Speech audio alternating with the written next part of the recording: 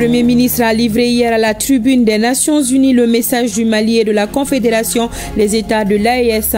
Un message qui s'inscrit dans la vision souverainiste des trois pays. Le chef du gouvernement appelle à la réforme de l'ONU après 8 décennies. Les Maliens, dans leur majorité, se reconnaissent dans le discours et saluent la position adoptée par le Mali dans la lutte contre le terrorisme. Un pas de géant qui vient d'être franchi par les douanes maliennes dans la lutte contre la fraude et la contrebande. Les trafiquants seront traqués aussi bien sur terre que dans l'eau. Le complexe nautique moderne des douanes maliennes qui vient d'être inauguré à Samaya répond aux exigences des autorités au plus haut niveau. L'activité s'inscrit dans le cadre de la célébration des 65 ans des douanes maliennes. Femme du soldat, une représentation théâtrale qui rend hommage aux héroïnes de l'ombre. Cette œuvre de la comédienne Alima Togola nous rappelle le sacrifice des femmes, des militaires qui tombent sur le champ de bataille pour la patrie. Le spectacle a été produit hier à l'ex-cinéma Babemba en présence de plusieurs membres du gouvernement.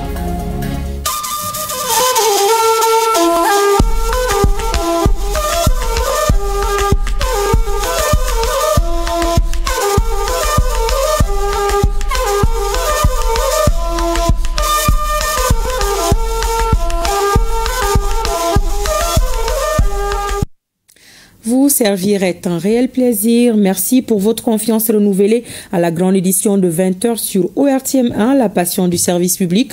Bonsoir à tous et bienvenue à l'actualité dans l'espace confédéral. Ce soir, nous ouvrons une large fenêtre sur les grandes lignes du discours du Premier ministre, ministre de l'administration territoriale et de la décentralisation à la tribune des Nations Unies. Vous l'avez d'ailleurs suivi en direct sur nos antennes et plateformes digitales. En plus du Mali, le chef du gouvernement a porté la voix de la Confédération des États du Sahel. Le général de division Abdoulaye Maïga a expliqué la vision des pères fondateurs de la Confédération pour le Sahel. Il n'a pas manqué d'appeler à une réforme de l'ONU. On notait la présence des premiers ministres du Burkina Faso et du Niger. Nos envoyés spéciaux Mamari Koné et Aliou Touré reviennent sur quelques grandes lignes de l'intervention du Premier ministre. Suivons. L'adresse du Premier ministre et du chef du gouvernement était attendue à la tribune de cette 80e Assemblée générale des Nations Unies à New York. Au nom du président de la transition, chef de l'État, et président de la Confédération des États du Sahel, AES, le Premier ministre a apporté le message de la Confédération. Il a d'entrée de jeu transmis les salutations des pères fondateurs de la Confédération plus que jamais déterminés à se libérer du joug de l'impérialisme et à réaliser leur autodétermination dans un esprit panafricaniste. Les débats de cette rencontre annuelle se tiennent autour du thème « Mieux ensemble, plus de 80 ans au service de la paix, du développement et des droits humains ». Le cadre est choisi pour faire connaître la vision de la Confédération. Oui, la paix, l'entraide, le développement et la préservation des droits humains demeurent les principaux objectifs, voire la raison d'être des Nations Unies. Hélas, ces objectifs essentiels n'ont jamais été autant ébranlés dans le monde et au Sahel précisément, du fait essentiellement des groupes armés obscurantistes, instrumentalisés et soutenus par des sponsors étatiques étrangers. Les États membres de la Confédération des États du Sahel sont à l'avant-garde de la lutte contre le terrorisme qui constitue à la fois une menace réelle à la paix et à la sécurité internationale, mais aussi et surtout une atteinte grave au fondement même de nos États. Sous l'impulsion de nos chefs d'État, les forces de défense et de sécurité des trois pays de la Confédération AES travaillent étroitement dans un élan de collaboration et de complémentarité sans précédent et sont portés par un engagement commun et une mutualisation des efforts pour endiguer le fléau du terrorisme. Cette nouvelle dynamique, articulée autour du renforcement des capacités opérationnelles de nos forces de défense et de sécurité, à travers un recrutement massif, une formation adéquate et la fourniture d'équipements appropriés, produit chaque jour des résultats encourageants sur le terrain, confirmant ainsi toute la pertinence de notre décision souveraine de nous mettre ensemble pour combattre nos ennemis communs. La Confédération réitère son engagement à coopérer avec les pays qui respectent la souveraineté de ses États. Ses choix politiques, ses priorités en matière de sécurité, de lutte contre le terrorisme et de développement sont connues. Au moment où l'on célèbre les 80 ans des Nations Unies, dira le Premier ministre, le cadre multilatéral est mis à rude épreuve dans un contexte marqué par la polarisation, le retour progressif du nationalisme, du protectionnisme et des rapports de force. L'approche souverainiste mise en œuvre s'inscrit dans le cadre de la vision portée par le chef d'État de l'AES dédiée à la sécurité de nos États suite au retrait des forces internationales. Défiant tous les pronostics et loin de se saborder, nos pays ont fait preuve d'ingéniosité en se fondant sur le substrat historique, géographique et la capacité de résilience des peuples confédérés qui, malgré plus d'une décennie de crise sécuritaire et humanitaire, continuent de démontrer une force exceptionnelle d'engagement patriotique. Outre les efforts de sécurisation pour le retour de la paix dans nos pays, le gouvernement de la Confédération AES s'attelle à la mise en œuvre d'une stratégie globale et intégrée qui inclut des mesures politiques, de développement économique et social, de justice et de réconciliation.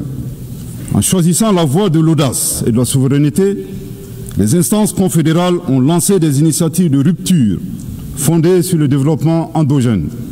C'est là un chemin clair, celui d'apporter nous-mêmes la valeur ajoutée indispensable à nos économies et de préserver la dignité de nos peuples. Ce choix que nous assumons pleinement traduit notre volonté ferme et inébranlable de prendre en main notre destin. S'agissant des droits humains, la Confédération des États du Sahel réaffirme son attachement à respecter et à faire respecter le droit international conformément à ses engagements. Cependant, nous restons fortement opposés à l'instrumentalisation de la question des droits humains à des fins politiques ou de déstabilisation de nos institutions nationales, voire de nos États souverains indépendants. Là de cette situation est soucieux de préserver la souveraineté et la dignité du peuple. Les chefs d'État de la Confédération AES se sont retirés avec effet immédiat du statut de Rome de la Cour pénale internationale le 22 septembre 2025.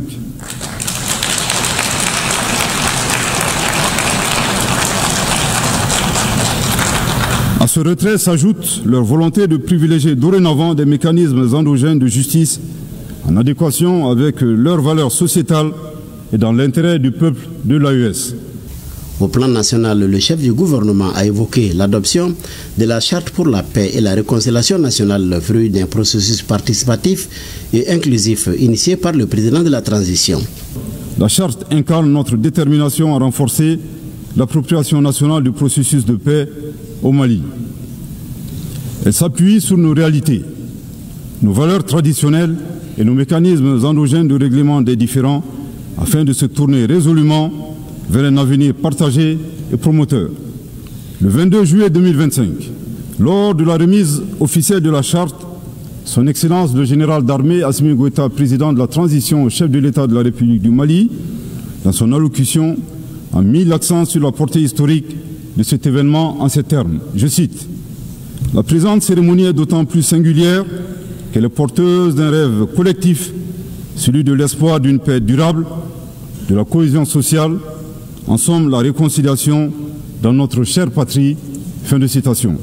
Le chef du gouvernement plaide pour un multilatéralisme à visage humain. En tout cas, conclut-il, la Confédération reste disposée à jouer toute sa partition dans la quête de solutions collectives en vue de préserver les générations futures. Si l'ONU continue à feindre l'ignorance, elle cessera d'être la somme du monde et deviendra le bras passif de l'injustice mondiale. Nous disons ceci: la Confédération AES n'a pas peur, elle ne cédera pas, elle résistera encore et toujours. Quelques instants après son intervention à la tribune des Nations Unies, le Premier ministre est reçu par Amina Mohamed, la vice-secrétaire générale des Nations Unies. Les entretiens entre les deux personnalités ont porté essentiellement sur les défis sécuritaires en Afrique de l'Ouest et la poursuite des programmes de développement au profit des pays du Sahel. Face aux assauts et à l'adversité, nous ne serons pas des spectateurs. Pour chaque balle tirée contre nous, nous réagirons par réciprocité. Déclaration du Premier ministre qui a fustigé le comportement inamical de l'Algérie, faisant allusion à la destruction d'un aéronef malien par ce pays que le Mali a toujours soutenu. Écoutons le général de division Abdoulaye Maïga au micro de nos envoyés spéciaux. S'agissant des préoccupations régionales, je ne saurais passer sous silence la destruction d'un aéronef de type drone des forces armées maliennes le 1er avril 2025 par la junte algérienne. Le Mali condamne fortement cette agression et a saisi la Cour internationale de justice à cet effet. Depuis son accession à l'indépendance le 22 septembre 1960, le Mali n'a ménagé aucun effort pour la décolonisation du continent africain. À ce titre, il a activement soutenu de manière exceptionnelle l'Algérie dans sa guerre de libération contre le colonisateur français. Au regard de cette position politique constante en faveur du panafricanisme, ajoutée à la proximité géographique entre deux pays qui partagent une frontière distante de 1300 km, le Mali a toujours observé à l'endroit du peuple frère algérien une attention bienveillante. À rebours de cette approche constructive du Mali, nous mettrons en exergue trois situations incongrues et incompréhensibles ayant marqué les relations récentes entre nos deux pays. 1. L'attaque lâche et perfide ayant visé les forces armées maliennes à Tezawaten s'est déroulée à quelques kilomètres de la frontière algérienne. Curieusement, la junte algérienne n'a rien vu ni entendu, alors même que l'acte terroriste a été planifié sur son territoire. Troublant pour un pays qui a été désigné comme champion de l'Union africaine de la lutte contre le terrorisme et qui est devenu ces dernières années champion de la promotion du terrorisme et exportateur des terroristes.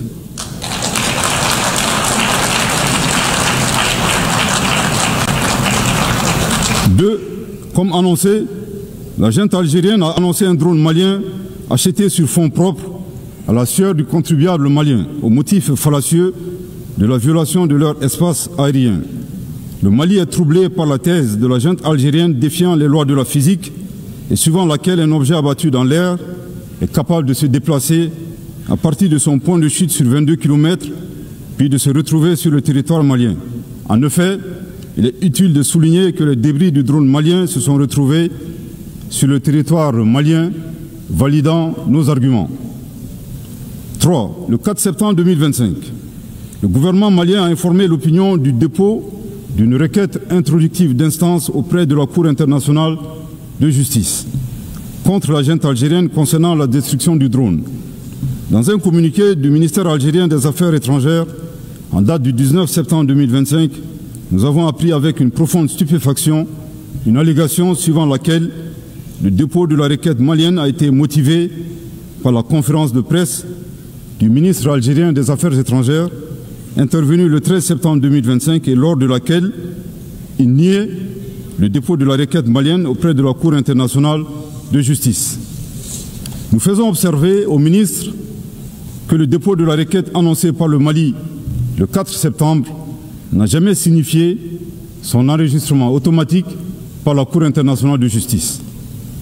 Le Mali rappelle que la diplomatie vise à défendre les intérêts de son pays, en supposant que la plainte malienne ait été déclenchée par sa conférence de presse. L'énergumène d'Alger démontre que sa vision de la diplomatie est de pousser les autres pays à poursuivre son pays devant des instances internationales, devenant ainsi un performant autobuteur populairement appelé au Mali Yabé. C'est troublant. Au passage, le Mali rend un vibrant hommage au ministre des Affaires étrangères de la junte algérienne. En effet, le mensonge corrompant tout, il vient doter toute crédibilité à la version algérienne de la destruction du drone malien. Aussi, nous n'avons point été surpris par la fuite en avant de la junte algérienne qui a refusé de donner son consentement à la compétence de la Cour internationale de justice suite à l'affaire de la destruction du drone malien, craignant ainsi d'être démasqué publiquement comme agresseur et soutien du terrorisme international. Au regard de ces trois points insolites, le Mali recommande à la junte algérienne d'une part de faire sienne cette citation de Amadou Hampâté-Bâ dans Vie et enseignement de Thierno Bokar, le sage de Badiangara, je cite, « Certaines vérités ne nous paraissent invraisemblables que tout simplement parce que notre connaissance ne les atteint pas. » Fin de citation. Nous les invitons à chercher à connaître le Mali et les valeurs qu'incarnent les Malidéens. Aussi, face aux assauts et à l'adversité Nous ne serons pas des spectateurs. Pour chaque balle tirée contre nous, nous réagirons par réciprocité. Pour chaque mot employé de travers, nous réagirons par réciprocité. D'autre part, il est vivement recommandé à la junte algérienne d'organiser à Tinzaouaté en Algérie un festival international annuel dédié à l'artifice de l'intelligence humaine. Du haut de cette tribune, nous appelons la junte algérienne à cesser de soutenir le terrorisme international et à s'impliquer résolument dans la promotion de la paix et de la sécurité dans un esprit constructif en respectant la souveraineté des États. Je répète, du haut de cette tribune, nous appelons la junte algérienne à cesser de soutenir le terrorisme international et à s'impliquer résolument dans la promotion de la paix et de la sécurité dans un esprit constructif en respectant la souveraineté des États. Je répète pour une dernière fois, du haut de cette tribune, nous appelons la junte algérienne à cesser de soutenir le terrorisme international et à s'impliquer résolument dans la promotion de la paix et de la sécurité dans un esprit constructif et en respectant la souveraineté des États. À bon entendeur, tant pis.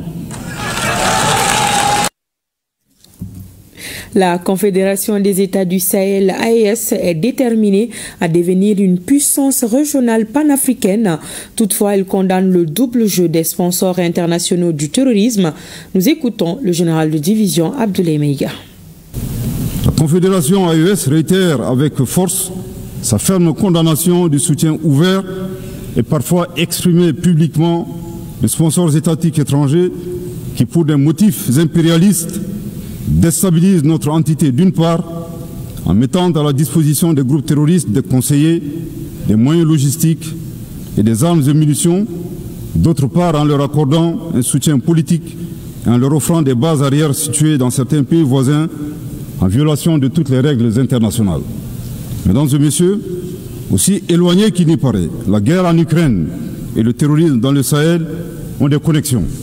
À titre de rappel, après l'attaque terroriste contre une patrouille des forces de défense et de sécurité maliennes du 24 au 26 juillet 2024 à Tinzaouaté dans la région de Kidal, le Mali avait dénoncé cet incident dans son allocution de 2024, ici même, et condamné l'attitude d'officiels ukrainiens qui ont publiquement revendiqué leur participation à la dite attaque terroriste.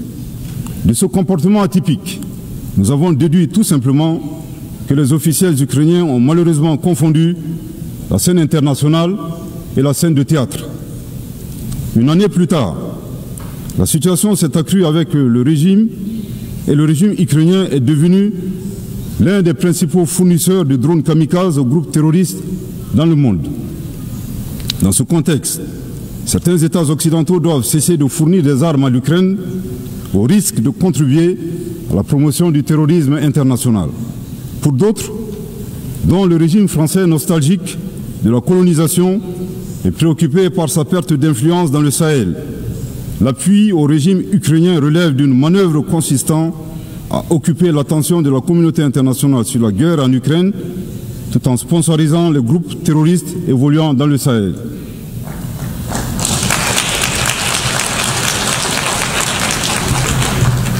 Fidèle au principe de la Charte des Nations Unies, le Mali avait, le 15 août 2022, saisi le Conseil de sécurité des Nations Unies en vue d'une réunion du Conseil afin que mon pays puisse fournir des preuves irréfragables du soutien de la France aux activités terroristes. Jusque-là, la requête est demeurée sans suite, alors que leurs actions de sabotage continuent à divers niveaux. Il est temps d'agir pour que les responsables de ces violences soient identifiés et confondus, que les résolutions soient traduites en engagements concrets, que l'espace sahélien soit définitivement sécurisé et que les ressources du Sahel bénéficient aux populations du Sahel. Et à la suite du Premier ministre, le général de division Abdoulaye Maïga, ses homologues du Burkina et du Niger sont intervenus dans les débats. Aline Maman Lamine Zeyn, lui, a salué les acquis de la transition en cours dans son pays. Rim Talba Jean-Emmanuel Ouedraogo a fait un bilan critique des 8 décennies d'existence des Nations Unies. On notait la présence du Premier ministre, le général de division Abdoulaye Maïga. Nous retrouvons nos envoyés spéciaux à New York, Mamari Kone et Aliou Touri. Au lendemain de l'intervention du Premier ministre chef du gouvernement au nom de la Confédération des États du Sahel AES, les premiers ministres du Burkina Faso et du Niger ont pris la parole en présence du général de division Abdoulaye Maïga. Et c'est le Premier ministre du Burkina Faso qui donne le ton. Occasion pour le chef du gouvernement du Faso de tirer un bilan des 80 ans de l'Organisation des Nations Unies. Un bilan qu'il juge mitigé. Ces noces de chaîne qui devrait incarner un temps de célébration solennelle, appelle plutôt à une profonde introspection. Le bilan des 8 décennies des Nations Unies, loin de susciter l'allégresse, s'apparente davantage à un fiasco embarrassant, une désillusion collective et un échec structurel. Puisque le devoir de vérité nous y invite, nous devrons reconnaître avec humilité que quoique le tableau global présente quelques acquis, celui-ci reste négativement marqué par 8 décennies d'optimisme durement éprouvé, 8 décennies d'espoir déçus, 8 décennies de rêves brisés, bref, 8 décennies de rendez-vous cruciaux manqués. C'est malheureusement l'image obscure d'une ONU que beaucoup de nos dévanciers de 1945, s'ils vivaient encore, aurait eu du mal à accepter. En prenant la parole, le Premier ministre du Niger a énuméré quelques actions phares menées par les autorités nigériennes et condamné les différents crimes commis par les groupes terroristes. Le général Tchani a mis en place une commission d'experts, d'universitaires et de scientifiques pour étudier cette période sombre de notre histoire et écrire l'histoire véritable de notre pays afin de rétablir les faits, de rétablir la vérité, nous réapproprier notre histoire et de donner à notre grand peuple toute sa dignité. Ensuite, le pillage de nos ressources au détriment des Nigériens et de l'environnement. En effet, un demi-siècle d'exploitation, l'uranium n'a apporté aux Nigériens que misère, pollution, rébellion, corruption, désolation et aux Français prospérité et puissance. Vous allez à Arlit aujourd'hui, toutes les nappes phréatiques sont contaminées. C'est inacceptable. Les premiers ministres du Niger et du Burkina Faso appellent à la refondation du système des Nations Unies à travers des réformes courageuses pour répondre aux défis du moment. Ils réclament aussi une nouvelle architecture du financement. Les deux pays tiennent enfin au respect de leur souveraineté. On note que les travaux de cette 80e Assemblée générale des Nations Unies sont présidés par l'ancien ministre allemand des Affaires étrangères, Annalena Baerbock. L'intervention du Premier ministre à la tribune des Nations Unies a été suivie de très près par les Maliens. Dans l'ensemble, ils saluent les sujets évoqués qui répondent à leurs attentes. Nous écoutons quelques-uns au micro de notre reporter Abdul Karim Kaba. Alors, j'ai suivi hier avec attention l'intervention brillante de notre Premier ministre, le général de division Abdoulaye Maïga, qui a parlé des grands liés, des enjeux de notre nation à ces temps difficiles. J'invite les jeunes et l'ensemble du pays à aller écouter, voire réécouter cette intervention qui parle au nom de tous les Mali, certes, mais plus particulièrement qui parle au nom de nous les jeunes. C'est un sentiment d'espoir et de fierté. Et aujourd'hui, la jeunesse de l'AES aussi doit sentir aujourd'hui qu'ils ont un dirigeant vraiment engagé pour la cause de l'espace AES. On a été tellement honorés parce qu'il a apporté la voix de tous les Maliens.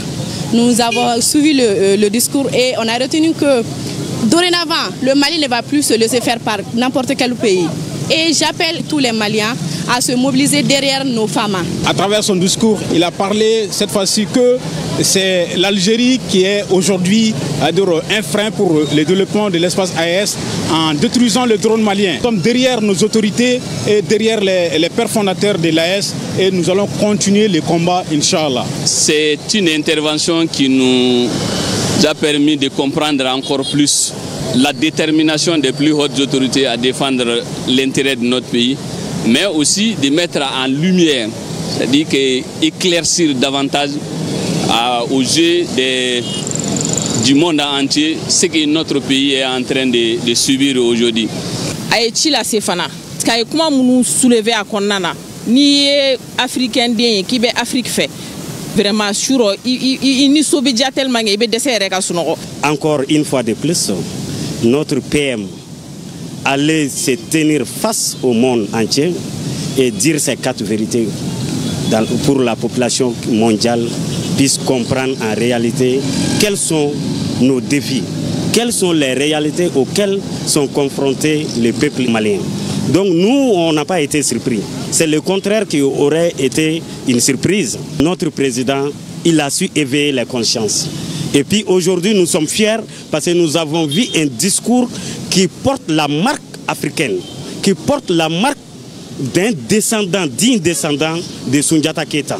C'est un discours indépendant, c'est un discours souverainiste. Nous disons chapeau à nos autorités et nous disons que le peuple malien est debout. Nous sommes dans une révolution progressiste populaire et nous appelons surtout la jeunesse à se mobiliser et à rester vigilants.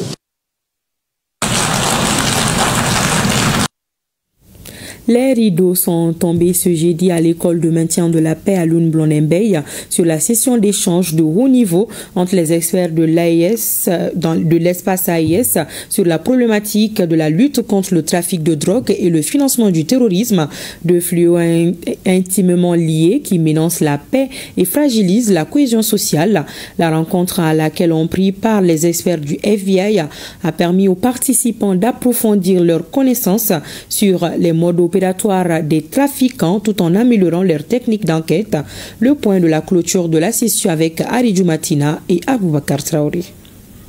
Nécessitant une coopération intégrée et une synergie des efforts, la lutte contre la drogue et le financement du terrorisme dans l'espace sahélien prend un nouvel envol à travers cette session d'échange de haut niveau.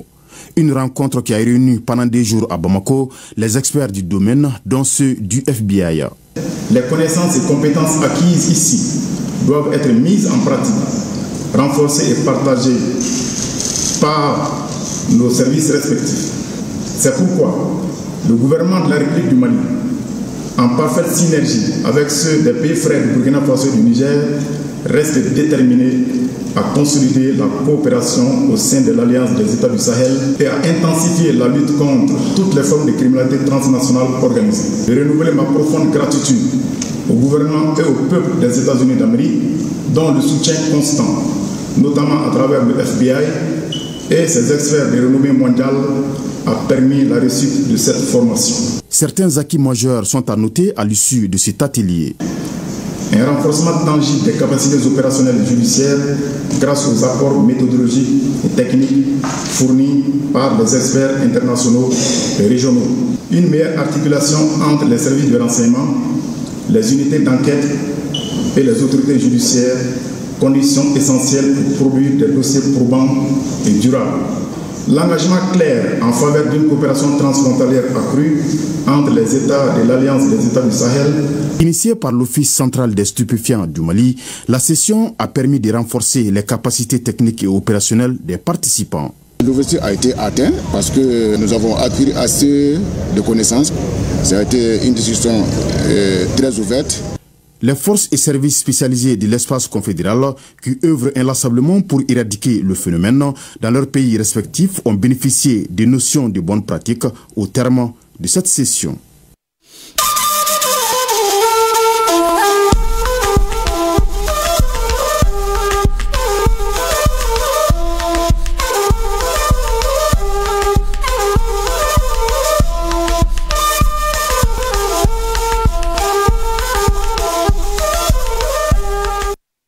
Et ce communiqué, les forces armées maliennes, dans leur mission de surveillance aérienne et sur la base de renseignements recoupés, ont mené ce samedi 27 septembre 2025 des opérations de démantèlement de plus d'une dizaine de refuges terroristes dans les zones de Faya et Sounsan. Ces opérations ont permis d'infliger de lourdes pertes humaines et matérielles aux groupes armés terroristes qui s'y étaient retranchés tout en se livrant à des exactions contre les paisibles population.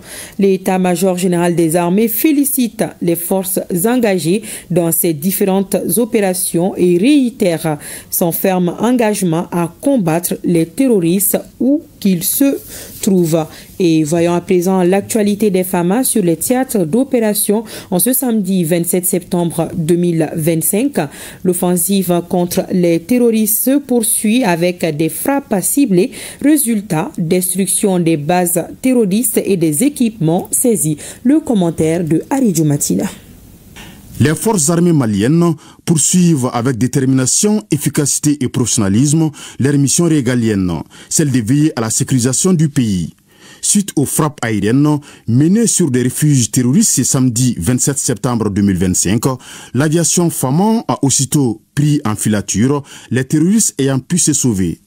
2 colonnes de motocyclistes ont ainsi été filées jusque dans une des bases situées non loin de Soussan. Après de longues heures d'observation précisant la présence d'une base terroriste avec des tentes et des panneaux solaires, l'aviation a encore pris pour cible ces installations, infligeant ainsi de lourdes pertes à l'ennemi. L'état-major général des armées rassure du plein engagement des FAMA à éradiquer la nébuleuse terroriste sur l'ensemble du territoire national. Et je vous l'annonçais dans les titres également, les douanes maliennes sont en fête ce samedi 27 septembre 2025. Il s'agit de la célébration de la date anniversaire de leur création, il y a 65 ans exactement. La célébration a été marquée par l'inauguration du complexe nautique ultramoderne par le ministre de l'économie et des finances, Alousséni Sanou. Il s'agit là d'une étape importante dans la lutte contre la fraude et la contrebande. La réalisation de ce complexe fait partie des nombreuses réformes des douanes maliennes. Le reportage de Siaka Konati. Les douanes maliennes renforcent la lutte contre le trafic de marchandises prohibées, la contrebande, le transport illégal des ressources naturelles sur les cours d'eau, d'où l'inauguration du complexe nautique rénové situé à Samaya. Il est composé du centre de formation nautique, de la brigade fluviale rénovée de Bamako et du mess du douanier, lieu de repos pour les agents en poste. Ces investissements constituent le témoignage de l'attachement et de l'engagement de l'administration des douanes dans son ambition de modernisation afin de traquer la fraude et les trafics illicites sur les routes, les aéroports, mais également sur les cours d'eau, vecteurs de courants de fraude qui échappent à toutes les structures chargées d'indiquer ce fléau qui détruit notre économie et qui nuit gravement à la santé de notre population. Après avoir dévoilé la plaque et coupé les rubans symboliques, le ministre de l'économie et des finances a remis à la direction générale des douanes des équipements constitués de 4 moto-jet ski et d'une vedette rapide. Les autorités veulent ainsi renforcer les capacités des douanes pour leur permettre de relever un grand défi, celui lié à la lutte contre la fraude sur l'eau. La douane a toujours été à l'avant-garde. La douane a permis toujours à ce pays de se relever, de se mettre debout et a toujours permis à ce pays de devenir ce qu'il y a aujourd'hui. Un pays qui est envié par les résultats, par la vision et par tout ce qu'il met en œuvre aujourd'hui. Donc l'inauguration de ce centre témoigne de la volonté des plus hautes autorités, particulièrement le président de la transition, le général d'armée Assimi Goïta, qui ne ménage aucun effort pour mettre à notre disposition tous les moyens parce qu'il nous instruit des objectifs. Et Dieu merci, sa vision est une vision éclairée en ce sens qu'il s'agit de donner à la douane toute la modernité, tous les moyens, de les encourager, de les inciter à atteindre les objectifs suivant les instructions qu'il a données, à savoir contribuer davantage au budget d'État par la mobilisation des recettes, lutter contre la fraude et les trafics illicites de tout genre et enfin mettre en œuvre toutes les réformes qui doivent nous permettre d'atteindre une organisation douanière efficace et au service des usagers et au service de toute la nation malienne. Un des gros soucis au Mali, c'était vraiment comment sécuriser le fleuve. Parce qu'il y a beaucoup de choses qui passent par le fleuve. Ça peut être de la drogue, ça peut être tout trafic illicite. Avec ces complexes nautiques rénovés et bien équipés, la Direction générale des douanes peut désormais renforcer la coopération avec les administrations douanières de l'espace AES. L'inauguration de ce centre nautique est une ouverture vers les pays de l'Alliance des États du Sahel et tous les pays riverains. Ces infrastructures constituent une opportunité à partager avec les États de la Confédération de l'AES pour une appropriation communautaire afin d'étendre le maillage sécuritaire sur tous les cours d'eau qui arrosent le Sahel. Le centre de formation nautique porte le nom du colonel-major Mohamed Koulibaly, qui était chargé de la conduite des travaux de rénovation du complexe. Le ministre de l'économie et des finances et le directeur général ont appelé les bénéficiaires à faire bon usage des infrastructures et des équipements qui constituent un joli cadeau d'anniversaire pour les douanes maliennes qui célèbrent ce 27 septembre 2025 le 65e anniversaire de leur création, un service qui a connu beaucoup de mutations avec l'utilisation des moyens rudimentaires à sa création et des moyens modernes aujourd'hui et l'évolution des recettes. 95% des procédures douanières étant informatisées à ce jour. Les recettes de 2024 sont estimées à 883,9 milliards de francs CFA contre 33 milliards dans les années 80. Et le RTM vous propose demain dans ses programmes à partir de 9h30 la rediffusion du défilé civil et militaire du 22 septembre sur ORTM1. Et pour cela, nous ne serons pas en mesure de vous proposer l'émission Actu Hebdo ce dimanche 28 septembre 2025. Le Mali célèbre ce samedi 27 septembre la journée internationale de la langue soniké, une journée décrétée par l'UNESCO pour valoriser cette langue que partagent près d'une dizaine de pays africains. La journée a été marquée par une conférence débat sur l'état des lieux de la langue soniké, des origines à nos jours. La cérémonie a enregistré la présence de plusieurs personnalités. Le reportage de Bokari Koulibaly. Dans une ambiance festive et empreinte de convivialité, les Soninké du Mali se sont donné rendez-vous pour célébrer leur langue et leur culture. La mythique salle Djilibaba Sissoko du CICB vibrait à l'accent Soninké. Les 1000 places de la salle n'ont pas suffi à contenir les invités venus participer à ce grand rendez-vous consacré à la journée internationale de la langue Soninké, célébrée chaque 25 septembre. Cette langue préserve la mémoire collective et est aussi un héritage vivant d'une civilisation. La tradition de voyage de ses locuteurs a favorisé son expansion à travers l'Afrique et dans le monde entier, notamment en Europe, en Amérique, en Asie et partout ailleurs. Plus qu'un outil de communication, la langue soninké est le miroir de notre identité. Elle véhicule nos valeurs, notre savoir-faire et un patrimoine que nous partageons avec des millions de locuteurs à travers le monde. Une richesse reconnue aujourd'hui par l'UNESCO. Une langue est un vecteur essentiel de transmission du patrimoine culturel. Le soninké est ainsi la deuxième langue africaine après le Kiswahili à bénéficier d'une telle reconnaissance internationale qui est une étape majeure pour sa préservation et sa promotion. La reconnaissance de la langue soninké s'inscrit dans la dynamique de promotion de nos langues nationales devenues officielles. Elle épouse parfaitement la vision d'un développement qui prend appui sur la culture comme moteur. Cette consécration que nous célébrons ici est portée, il faut le souligner, par l'adoption de la loi organique déterminant les modalités d'officialisation des langues nationales par le Conseil national de transition. Au-delà des discours officiels, c'est toute la richesse d'un peuple qui s'est exprimé. Des tenues traditionnelles aux saveurs culinaires, cette journée internationale n'est pas seulement une rencontre, c'est un pont entre les générations, une transmission de mémoire, un hommage à un peuple qui continue de faire rayonner son héritage. En somme, célébrer la langue soninké, c'est célébrer tout un univers culturel. Une autre journée qui sera célébrée par le Mali, c'est celle de la lutte contre la rage, prévue demain 28 septembre. La rage est une zoonose transmise à l'homme par certains animaux domestiques. Chaque année, 60 000 personnes sont victimes de la rage avec un taux de mortalité de 100%.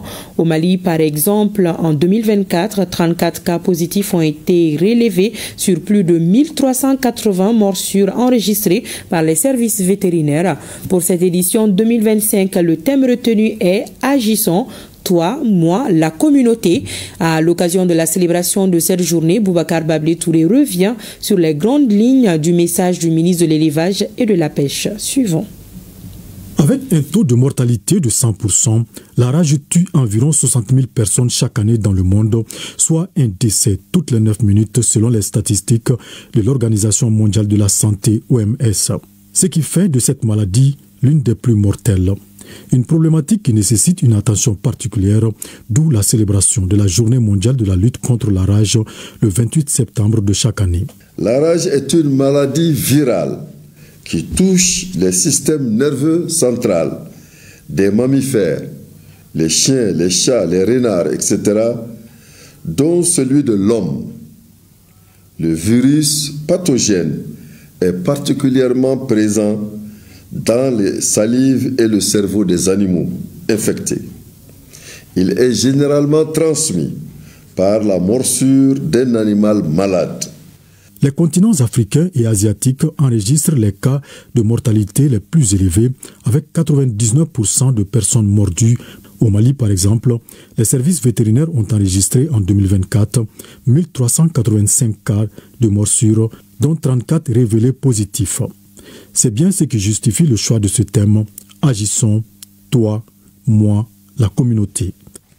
Le thème ainsi retenu cette année nous invite à prendre des mesures individuelles et collectives pour enrayer la propagation de la rage transmise par les chiens. Les éléments clés de la lutte pour l'éradication de la rage sont la surveillance et la notification de la maladie, les campagnes de vaccination de masse des chiens, le contrôle efficace des populations de chiens errants, l'amélioration de la connaissance de la maladie. Derrière ces mesures ainsi citées, une volonté collective des pays du monde se dégage. Éradiquer la rage dans le monde d'ici à l'horizon 2030. Dans ce cadre, des efforts sont faits par le gouvernement et ses partenaires. À travers le financement du programme dont la finalité est l'information, la communication et la sensibilisation sur la rage, la vaccination gratuite des chiens, la formation des personnels des services vétérinaires et de la santé humaine. Prévue pour le 28 septembre prochain, la journée sera célébrée au Mali le lundi 29 septembre 2025. Les écoles catholiques ouvriront bel et bien leurs portes à la rentrée prochaine. C'est l'une des conclusions de la session ordinaire des évêques du Mali. Les travaux de 5 jours ont pris fin hier à l'archevêché de Bamako. La date du prochain pèlerinage catholique de Kita a été fixée pour les 22 et 23 novembre 2025. La conférence épiscopale s'est également réjouie des résultats engagés par le gouvernement de la transition. Le reportage de Fademba Keïta. Les évêques du Mali réunis en conférence épiscopale précisent que l'école catholique présente au Mali depuis plus d'un siècle ne sera pas totalement fermée. Des dispositions sont aussi en cours pour la réussite du prochain pèlerinage national catholique de Kita, prévu les 22 et 23 novembre 2025. La question de l'école catholique a occupé une place importante dans nos travaux. Beaucoup parlent de cette institution sans toujours bien connaître sa mission. Dans le contexte actuel du pays, nous voulons refonder et renforcer l'école catholique.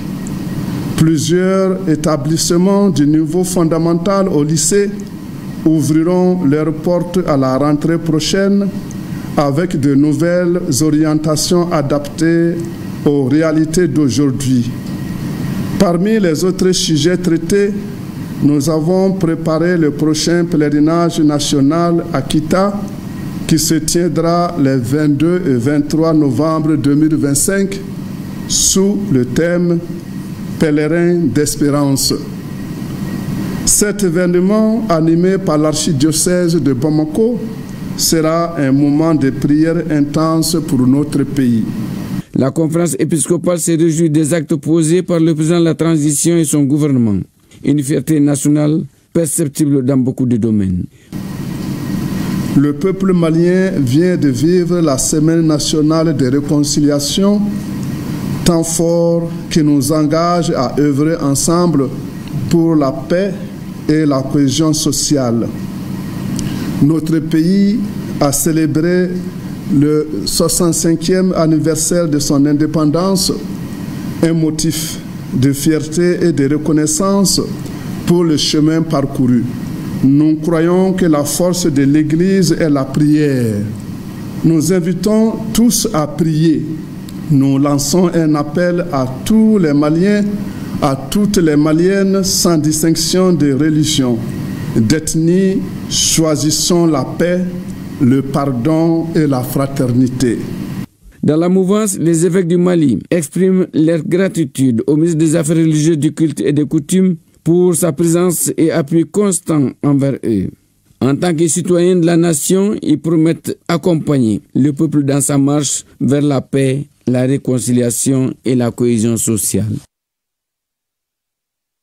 Action de citoyenneté. La population adhère à l'initiative Négastigida Nefasoko. Le ministre de la Jeunesse et des Sports, chargé de l'instruction civique et de la construction citoyenne, a participé ce matin au démarrage des travaux du concours à Kati. Et tenez-vous bien, la population a mobilisé plus de 5 millions de francs CFA sur fonds propres. Le ministre Fomba a aussi rendu visite à la jeunesse de Sebéningoro qui se fixe un challenge de confectionner 30 000 pavés. Le reportage de Abdul Karim Kaba.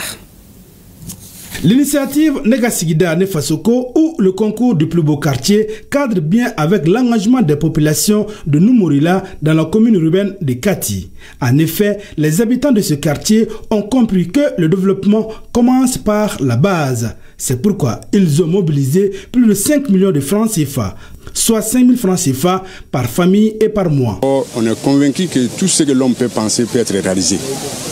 C'est comme ça que les gens ont adhéré, à peu près les 150 et quelques familles qu'on a quand même rencontrées, les gens ont accepté. Avec le concours de mon plus beau quartier, on a essayé de mettre ça dans ce cadre-là. Mais il y a une continuité, parce que c'est un travail qu'on va étendre pour le reste du quartier. Cette initiative de la population de Numurila doit être citée en exemple et soutenue par tous. Aujourd'hui, ils sont à un peu plus de 5 millions qu'ils ont pu mettre de côté, et ce sont des cotisations de chaque famille. Ils n'ont même pas cherché d'aide à l'extérieur. Ils ont d'abord voulu, eux, à leur niveau, cotiser pour essayer de commencer leur rue. Et il était important pour moi de venir parce que ce sont des exemples que nous voulons véhiculer. Ça montre déjà cet esprit d'unité, cet esprit de prise de conscience comme quoi pour développer sa communauté, ça commence par les membres de la communauté d'abord. Et je pense que ça c'est un message que Kati Numurila envoie à tout le Mali. Après Kati, le cap est mis sur Sebéningoro en commune 4 du district de Bamako. Ici, les jeunes relèvent le challenge en participant à la construction des pavés, des dalles et des bornes. C'est pour montrer l'engagement de tous les jeunes du Mali et à soutenir cette initiative pour rendre nos quartiers, nos villes très très propres en faisant des challenges, 30 000 pavés en collaboration avec tous les jeunes engagés pour le patriotisme, pour le soutien au général d'armée Assimi Goïta à rendre le Mali propre. La détermination et l'engagement sont encore plus grands, car participer à ces projets Négastigida Nefasoko, c'est contribuer au développement de la patrie. La biennale artistique et culturelle, c'est dans moins de 3 mois. La cité des 333 s'en renoue avec sa coquetterie d'antan. Le ministère de l'Environnement, de l'Assainissement et du Développement durable accompagne les autorités communales à travers la remise de matériel d'assainissement. La donation comprend un camion-benne et 10 tricycles de ramassage d'ordures. Les clés ont été remises par le gouverneur de la région au président de la délégation spéciale qui rassure que bon usage sera fait de la donation. De Tombouctou, le reportage de Idrissa Goulou Sissoko. Dans le cadre des préparatifs de la Biennale artistique et culturelle 2025, la mairie de la commune urbaine de Tombouctou vient de recevoir du matériel d'assainissement de la part du ministère de l'Environnement, de l'Assainissement et du Développement durable, composé d'un camion de ramassage d'ordures de 20 tonnes, 10 tricycles et du petit matériel d'assainissement. Je viens de remettre tout de suite ce véhicule Ben, et puis il y a des tricycles qui sont là-dedans, et puis d'autres matériels au président de la délégation spéciale de la commune urbaine de Tombouctou. C'est l'occasion pour moi encore de remercier les autorités de la transition. À cela, 4 dépôts de transit sont en chantier et des caissons ont été financés pour près de 200 millions de francs CFA afin que la ville puisse se rendre belle avant la biennale. Et nous tenons au nom de plusieurs autorités à remercier le ministre de l'Environnement qui a pensé à Tombouctou qui abrite la biennale artistique et culturelle du Mali. Pour le président de la délégation spéciale de la commune urbaine de Tombouctou, l'assainissement est au cœur des priorités de la délégation spéciale et bon usage sera fait du matériel reçu. C'est un sentiment de soulagement parce que parmi nos objectifs que nous sommes fixés depuis notre installation, l'assainissement reste l'activité principale de la ville de Tombouctou. Aujourd'hui, ce camion Ben 2 ponts nous permettra de sillonner toute la ville, mais aussi au-delà. Ceci étant, après des tricycles également qui peuvent balayer l'intérieur de la ville, cela pourrait quand même amoindrir les dépôts anarchiques au niveau de la ville de Tombouctou. C'est l'occasion pour moi de remercier Madame le ministre. La ville de Tombouctou est en train de mettre les petits plats dans les grands pour bien accueillir les participants à la Biennale culturelle 2025.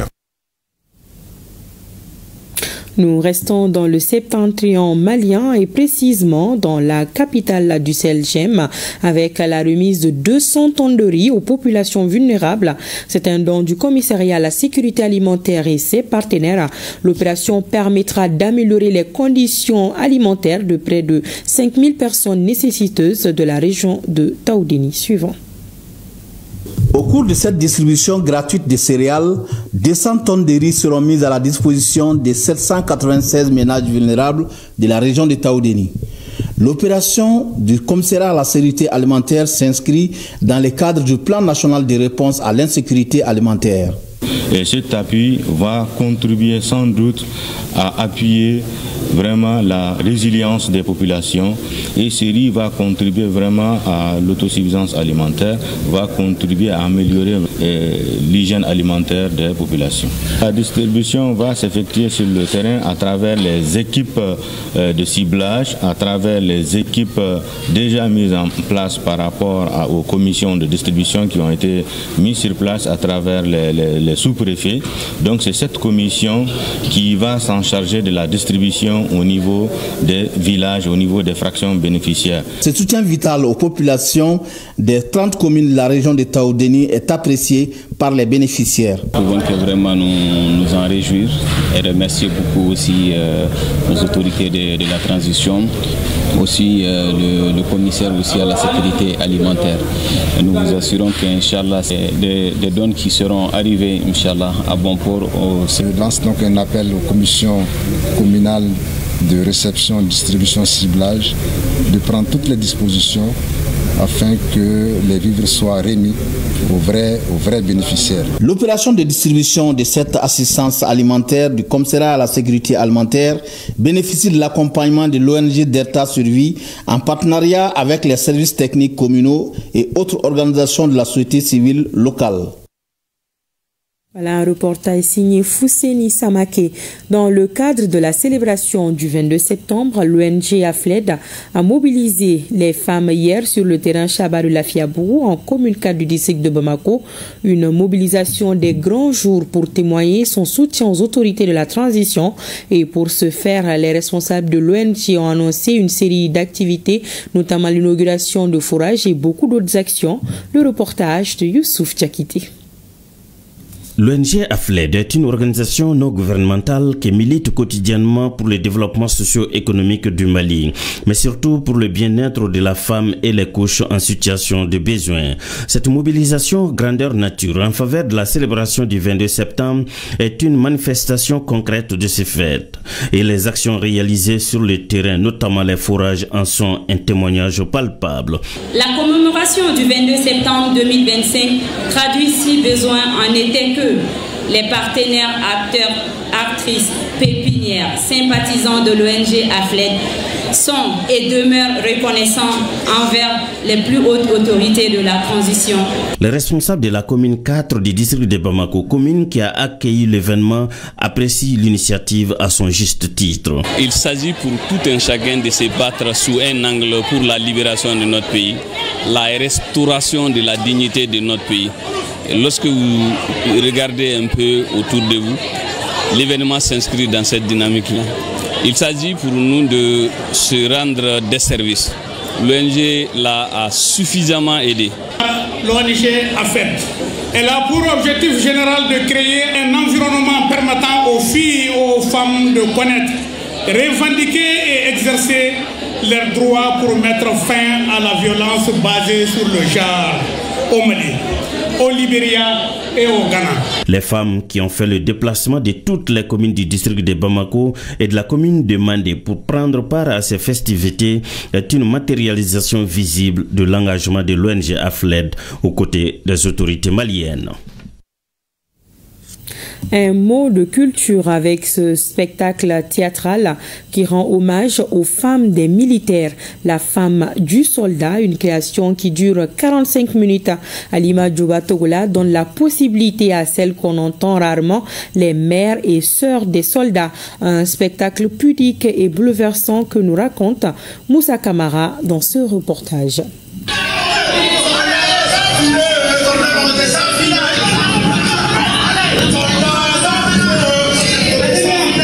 Quand un soldat tombe, il n'est jamais seul à s'effondrer.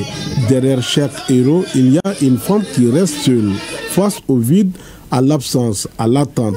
Elle espère, mais aussi elle pleure en silence. Avec la femme du soldat, la comédienne Halima Djoba Togola leur offre enfin une voix.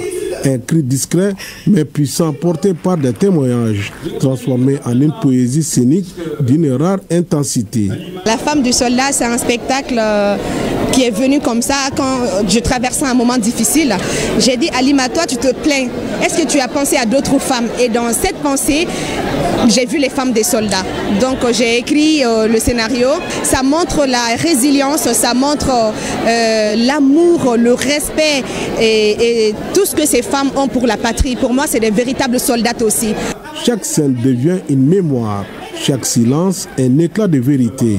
Halima ne joue pas, elle transmet un message. Tu n'as plus vite ici avec moi et mes enfants. Madame, mes camarades ont besoin de moi là. Et moi alors, Bakar, qui a besoin de moi? Nous aussi, nous avons besoin de toi. À cette soirée, le public ne reste pas spectateur, il devient témoin. On voit dans ce spectacle que c'est un bon travail qui a été fait derrière.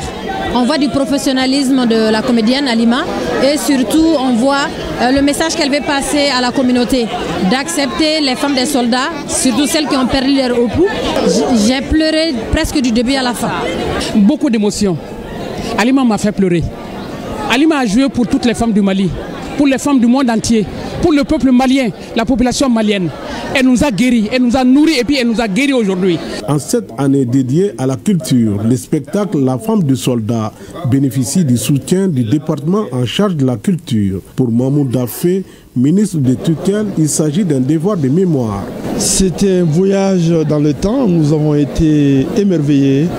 Et aujourd'hui, assurément, nous avons vu le talent de l'artiste Halima Djoba dans toute sa splendeur, qui nous a démontré aujourd'hui c'est quoi la vie, non seulement d'un soldat, de sa femme, de ses enfants et du sacrifice ultime. Et on peut dire aujourd'hui qu'au Mali, nous avons des talents confirmés et affirmés. Et aujourd'hui, le message, il est passé et on a compris la vie du soldat, comment il se marie, comment il vit dans sa maison, comment les dispositions. Il nous a fait comprendre toute la vie sans être militaire, et c'était tout simplement très beau. Avec la femme du soldat, la guerre sort du champ de bataille pour faire éruption dans les foyers, les intimités et les non-dits. Et grâce à cette scène, ces femmes longtemps invisibles deviennent enfin inoubliables.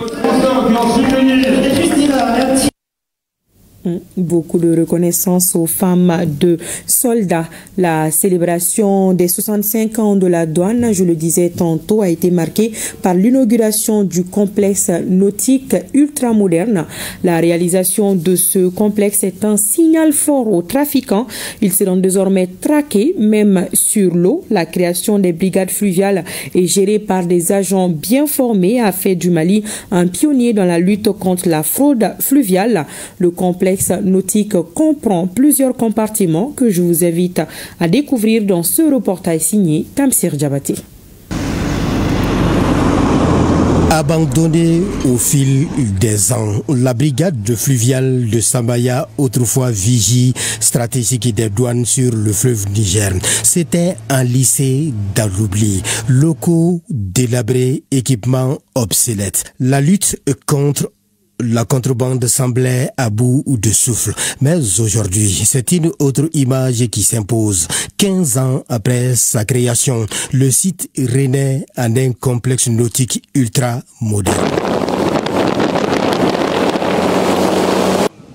Messe du douanier, centre de formation spécialisé et un espace de vie digne des ambitions de la douane malienne. C'est un retour en force, une réponse ferme aux défis fluviaux.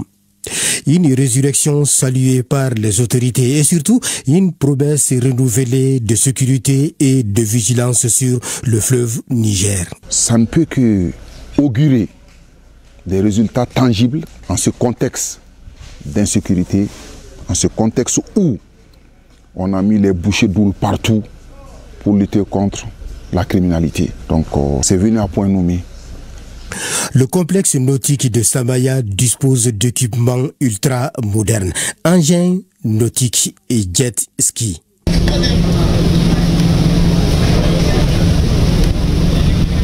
La réhabilitation et la rénovation du site douanier de Samaya est l'illustration de l'engagement des autorités à mettre à niveau le dispositif de lutte contre la contrebande fluviale et le terrorisme, sans oublier le grand banditisme, une lutte menée par le centre douanier au niveau de la capitale et ses environs.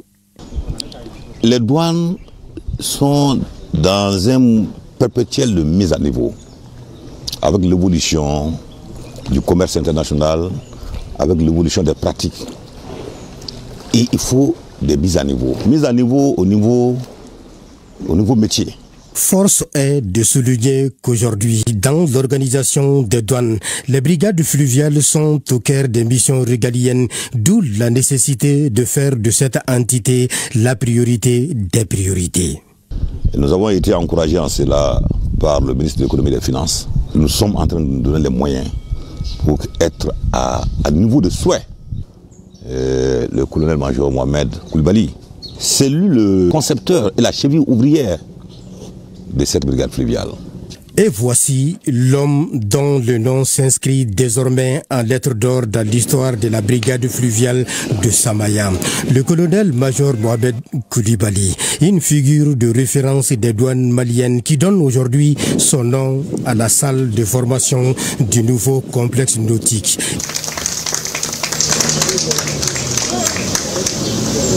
Il est pilote diplômé de l'ANAC d'Abidjan, titulaire d'un brevet d'économie de formation aéronautique, obtenu à Bordeaux, formé au maniement des embarquements rapides et des jet skis à l'école française de motonautique. Le parcours du colonel-major est aussi vaste que le fleuve qu'il entend sécuriser. C'est toute cette expertise qu'il met aujourd'hui au service de la nouvelle génération des douanes maliennes. Un juste retour à l'institution qui, dit-il, lui a tout donné. Et maintenant donc, c'est à nous de donner tout à notre pays. Et si Dieu m'a permis moi de pouvoir vraiment arrêter, faire ce que je dois faire à mon pays, et que cela vraiment en réalité a eu comme récompense le fait qu'une salle porte maintenant mon nom, c'est vraiment un sentiment de fierté, de très grande satisfaction. Pilote certifié, formateur reconnu, expert en navigation fluviale et aéronautique. Il a sillonné les cieux comme les hommes pour mieux servir son pays. Aujourd'hui, il voit l'un de ses rêves se concrétiser. Doter le Mali d'un centre nautique moderne aux normes internationales. C'était vraiment un rêve de voir vraiment en réalité notre administration d'abord être excellée dans un domaine et surtout dans le domaine de la lutte contre la fraude en milieu fluvial qui, les gens ne le savent pas, a fait que nous, on a enregistré beaucoup de pertes en vies humaines. Après la remise officielle des équipements et l'ouverture du cercle de messe des douaniers par le ministre de l'économie et des finances, les invités ont eu droit à une véritable démonstration de navigation qui a commencé par celle du ministre de l'économie et des finances, le chef d'état-major général des armées et le directeur général des douanes.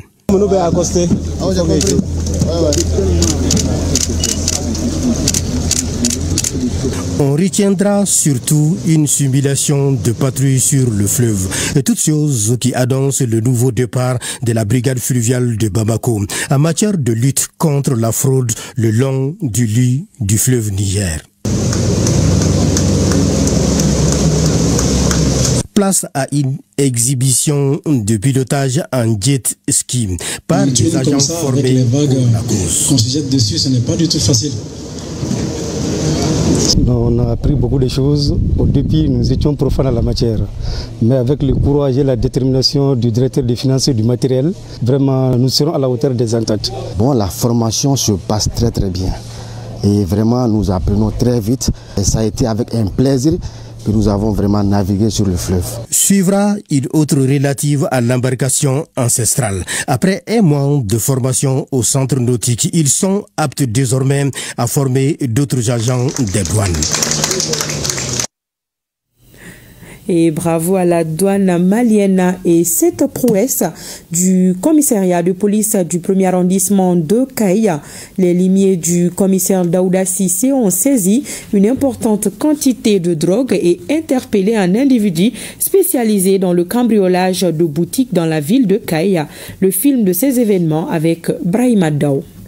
Dans la matinée du 23 septembre et du 24 septembre 2025 dans la nuit, les éléments de la brigade de recherche du commissariat du 1er arrondissement de Kaï ont saisi une quantité importante de drogue et ont aussitôt procédé à des interpellations ainsi qu'à l'arrestation d'un individu spécialisé dans les cambriolages. L'équipe de ronde de la brigade de recherche du commissariat du 1er arrondissement de Kaï a vu deux individus qui étaient à moto, qui avaient une grosse valise devant la moto. Ils ont commencé à les suivre. Quand ils ont su qu'ils étaient suivis par les policiers, ils ont voulu s'échapper. Donc dans leur fuite, ils ont été interpellés, été conduits au niveau du commissariat du 1er arrondissement. Lors de la fouille, nous avons vu que la valise contenait 17 briques d'herbes de cannabis, communément appelées chambre indien, et 200 plaquettes de tramadol 250, 200 plaquettes encore de tramadol 225. Concernant la deuxième affaire, au moment même du couvre-feu, à 2h du matin, il y avait un cambrioleur qui tentait de cambrioler une boutique. Donc de passage, quand ils l'ont vu, ils l'ont interpellé. Ils l'ont conduit au commissariat. Lors de l'investigation, il a vraiment reconnu qu'il était en train de cambrioler la boutique. Il avait des matériels avec lui. Aussitôt, il a également reconnu avoir déjà cambriolé dans le passé 5 autres boutiques, 7 motos volées et 3 téléphones qui étaient tous en sa possession. Et une quantité également de drogue a été retrouvée à son niveau. Le directeur régional de la police de Kaï, visiblement satisfait des efforts fournis par ces hommes, a lancé un message à la population. Je demande la collaboration sans faille de la population et je souhaiterais dans les jours à venir organiser une large concertation avec tous les acteurs dans la lutte contre la drogue dans la ville de Kaï. Il y a trop de drogue qui circule dans la ville de Kaï, raison pour laquelle j'ai mis en place un mouvement appelé Kokadje. Et pratiquement toutes les unités de police aujourd'hui sont sur le terrain pour chercher et traquer les trafiquants de drogue. Rappelons que la semaine dernière, le commissariat de police de Kenyaba avait saisi également une quantité importante de stupéfiants pour lutter contre ce fléau qui est en train de faire des ravages dans les rangs de la couche juvénile.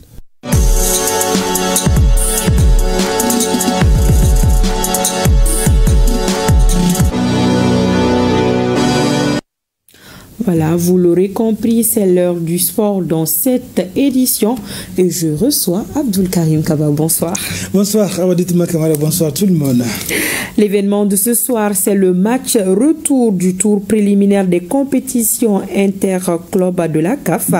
En Ligue des Champions, le représentant du Mali, le Stade malien de Bamako, a gagné 2-0 contre l'AS Tempête Moukaf. Kaba. Tout à fait, au stade 26 mars de Yirimadjo, les Blancs de Bamako l'emportent 2-0 face donc aux Centrafricains au match aller juillet le week-end dernier à Douala au Cameroun. Les Blancs de Bamako avaient gagné par 5-0. Le Stade malien de Bamako jouera au tour suivant contre le vainqueur du match FC Nouadhibou de la Mauritanie, Fondation Bata de la Guinée équatoriale. Une rencontre prévue demain. Donc en ce qui concerne la Coupe de la Confédération, le Djoliba AC affrontera demain dimanche les Nigérians d'Abia Warriors. Au match aller joué au Nigeria le dimanche dernier, les Rouges de Bamako avaient concédé un match nul, un but partout, offrant ainsi aux Rouges la possibilité de se qualifier avec un simple match nul et vierge. Le coup d'envoi de la rencontre est prévu pour 16h au stade Mamadou Konaté. Et parlons du volleyball, le championnat national. La finale dame a été remportée par l'USFAS.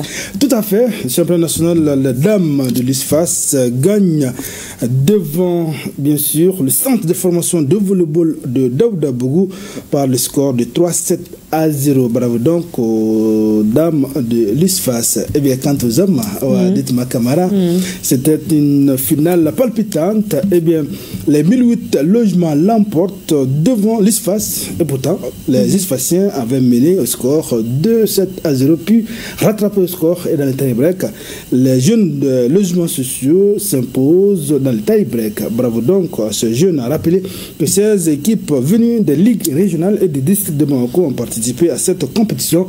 Nous allons revenir sur cette grande fête du volleyball malien. Ce sera demain dans le journal de 20h, Inch'Allah. Voilà, bravo, 1008 logements.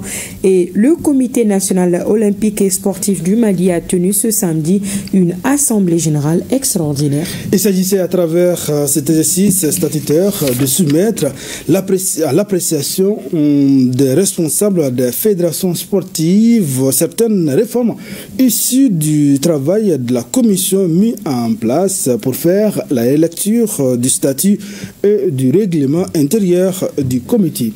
Parmi les innovations attendues, il y avait la limitation du mandat qui est désormais fixé à 3 mandats. Le point de l'Assemblée avec Aridou Matina. Les membres de la grande famille du mouvement olympique malien avaient rendez-vous avec la présente Assemblée générale extraordinaire du Comité national olympique et sportif du Mali. Le cadre se veut un exercice statutaire, occasion pour le président du comité, dans son intervention, de rendre hommage à l'ensemble des acteurs pour leur apport et expertise en vue du rendement du comité pour l'atteinte des objectifs. Tourné désormais vers de nouvelles perspectives, le comité a entrepris la relecture de ces textes.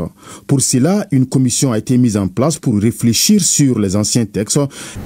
Ce processus concerne la relecture des statuts, du règlement intérieur, du manuel de procédure, des gestions administratives, financières et comptables et de la lecture du règlement de la commission des athlètes. Chers participants, le devoir m'incombe de soumettre ce travail à votre approbation souveraine. Des innovations majeures sont à souligner.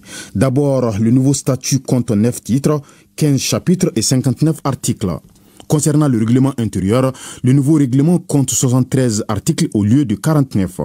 Plusieurs nouvelles commissions ont été créées, entre autres la commission d'éthique, la commission sport et culture et la commission sport et paix. Autre innovation et pas des moindres, la limitation des mandats. Dans le nouveau statut qui est soumis lors de cette Assemblée générale extraordinaire, désormais on ne peut plus dépasser 3 mandats de 4 ans à la tête du comité national olympique et sportif du Mali. Et également, lorsqu'on a 75 ans ou plus, on ne peut plus être élu au sein du comité. Ces différentes réformes au niveau des statuts du règlement intérieur et du manuel de procédure entreront en vigueur après l'adoption des textes lors de la prochaine Assemblée générale de l'organisation. L'Assemblée générale du Comité national olympique et sportif du Mali. C'est tout. Merci bien Abdul Karim Kaba pour toutes ces précisions. Merci bien. On se retrouvera demain, Inch'Allah, plaise à Dieu. Inch'Allah. Et c'est la fin de cette édition. Merci de votre attention. Pensée spéciale à nos femmes. Bonsoir.